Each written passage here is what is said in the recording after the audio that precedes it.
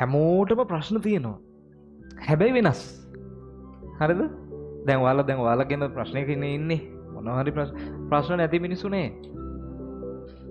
ඔයාලා හිතනනේ ලසන්සට මස්ටෑන් එකකුත් තියෙනවා BMW එකකුත් තියෙනවා. දැන් ආතල් එකේ ඉන්නේ ප්‍රශ්න මටත් තියෙනවා. උඹලට වඩා ලොකු ප්‍රශ්න මට තියෙනවා.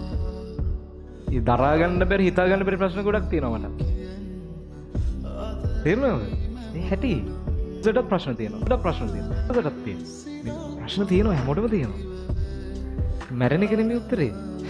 හරිද? ඔගේ වැඩේ මෙහෙමයි. අපි හිතනවානේ අපි මැරුණාට පස්සේ ප්‍රශ්න විසඳනවා කියලා. මෙතනත් ඇති ප්‍රශ්න මැරෙන්න හිතෙනවා. මටත් හිතලා තියෙනවා දැන් අවුරුදු 4කට විතර කලින්. මැරෙන්න කියන්නේ මැරෙන්නේ නැහැ. එහෙම ගොන් වෙන්නම් කරන්නේ මම. පිස්සුද? මෙතන ඉන්න බහුදර 180කට විතර මැරෙන්න හිතලා ඇති. හරිද? අපි සංවේදීනේ. අපි කියන්නේ මිනිස්සු නහම සංවේදී. ඉතින් ඔය දරුණු ගනේ චූටි පිරිසයි ඉන්නේ. ඔයාලා බල්ලෙක්ට ගහන්න පුළුවන් උඩ දාලා පොඩි එකෙක් කියනවා පයින් ගහන්න පුළුවන් උඩ දාලා.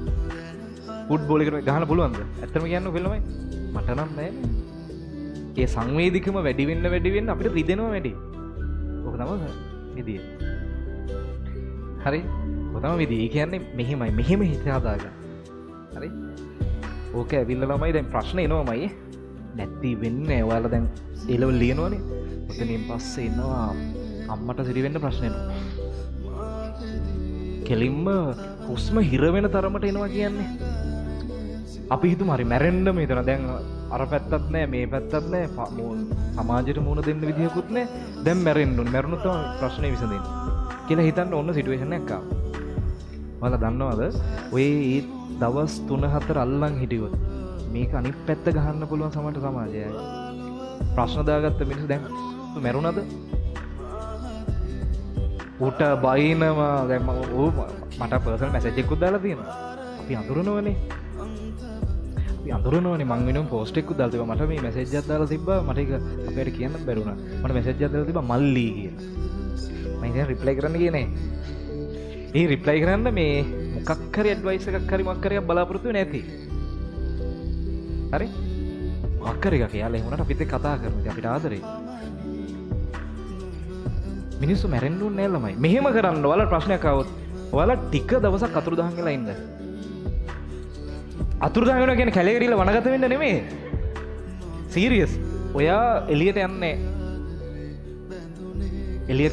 ඒක හොඳට තේරුම් ගන්න. ඔයා පාඩු ඉන්න ඕනේ දවස් කීපයක් සමාජ මාධ්‍ය අයින් කරලා.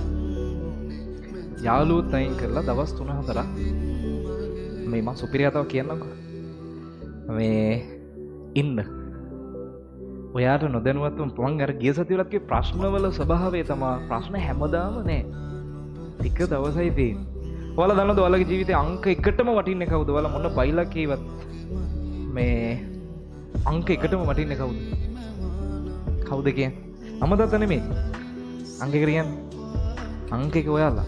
මගේ ජීවිතේ නම් මගේ ජීවිතේ අංක 1 මම. ඇත්තේ අපි අම්මලා තාත්තලා ඒක හරියි. අංක 1 අපි අපිට ආදරේ කරනවා. ඔයාලා හිතනවනේ ඔයාලා මැරුණොත් මේ ඔන්න කවුරු හරි දැන් මම හිතනවා නැත්නම් ඔයාලා හිතනවා හිතපන්කෝ මම මැරෙන්නම් මම මැරුණාම තමයි උඹලට මගේ අඩුව දැනෙන්නේ කියලා මැරෙනවා. අඩුව කොයිද 7 දවසේ දාන්න මුළු ගමම ඇවිල්ලා කාලා යනවා.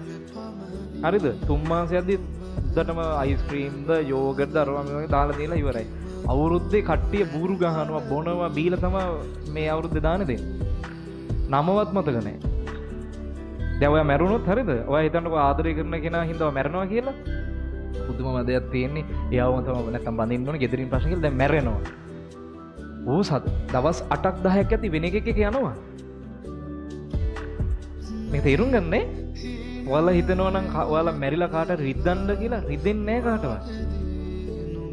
එහෙම රිදෙන්නේ නැහැ කාටවත් ඔයා මැරුණා කියලා රිදෙන්නේ ඔයාගේ ඔය ආත්මෙට අය ඉන්නේ සසර පුරාවට ඉතින් මේ නිරේ ඉන්න වෙයි. ඔයා මැරුණා.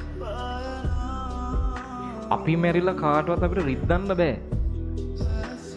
එහෙම මිනිසුන්ට රිද්දන්න බෑ ළමයි. රිදෙන්නේ නැහැ. අඩුම තරමේ ඔයාලගේ අම්මලා තාත්තලා මැරිලත් ඔයාලා දවස් සතියයි අඬන්නේ. අය මතක් වුණොත් අඬනවා ඒ හැරෙනකොට නමක්වත් මතක නැහැ. තේරුණාද? ඒ නිසා අනුන් හින්දා මැරෙන්න එපා. තමන් වෙනුවෙන් ජීවත් වෙන්න. තමන් වෙනුවෙන් ජීවත් වෙන ඔයාලා ඔයාලට ලස්සන අනාගතයක් හදාගන්න. ලස්සනට අඳින්න, සල්ලි හම්බ කරන්න පිරු ළමයි. හරිද? ඔයා යද්දි කට්ටිය හැරිලා බලන්න හදාගන්න. ඔයා මේ නැත්නම් ඔයාගෙන කතා වෙන්න හදාගන්න.